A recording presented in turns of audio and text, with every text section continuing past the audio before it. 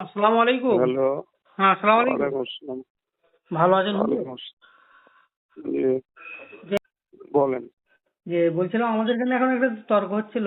এই আব্বাস সিদ্দিকী একটা বক্তব্যে বলেছে যে আল্লাহর নবী এই নবুয়তের দরজা যদি খোলা থাকতো তাহলে দাদা হুজুর নবী হতো, খোলা নেই তাই নবী হয়নি।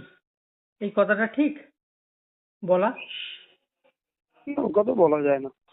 মানে বললে ও কি হবে, মানে যে বলেছে তো ও বললে কি হবে আর কি? সেটা এটা ভুল কথা প্রচার হবে, গুনাহ হবে। যারা বিশ্বাস করবে তারাও গুনাহগার হবে। আচ্ছা। রসুল নিজে বলেছেন নবুয়তের দরজা খোলা থাকলে ওমর নবী হতো। তার উপরে কথা চলে?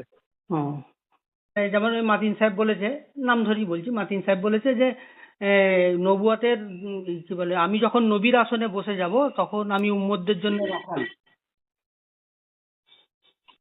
হ্যাঁ, সে মতিন সাহেব কি বলেছে আমি জানি না। না এই ক্ষেত্রে ফতোয়া কি হবে? যেমন আব্বাস সিদ্দিকীর ব্যাপারে গুনাহগার হবে, আপনি স্পষ্ট ফতোয়া দিয়ে দিলেন। এই আমার মুরিদ দিগের জন্য আমি রাখাল।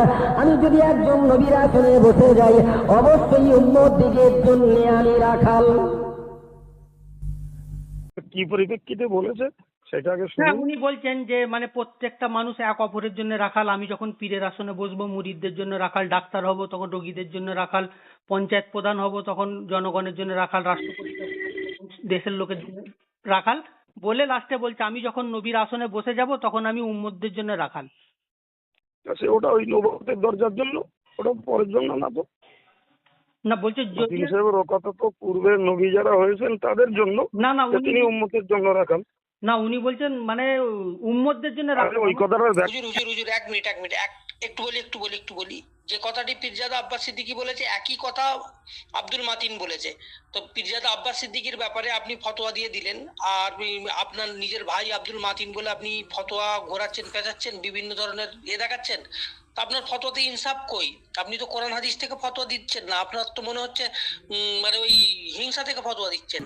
আপনি নিজের ভাই বলে স্বজন পোষণ নীতিতে ফতোয়া উল্টো দিচ্ছেন। ও তাহলে এতক্ষণ পরে তুমি ওই ওই ওই উদ্দেশ্যে কথা বলছিলে? না তাহলে আপনি আব্বাস সিদ্দিকীর ব্যাপারে না না, ওই গুনাহগার উদ্দেশ্যে কথা বলেছিলেন, বলছিলে। আর তোমার এর এক কথা বেলায় বললাম নিজের তো। ভাইয়ের বেলায় ওই কথাটা তো উদাহরণস্বরূপ।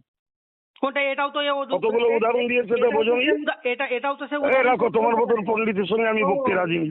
হাওয়া শেষ, ভণ্ডামি শেষ।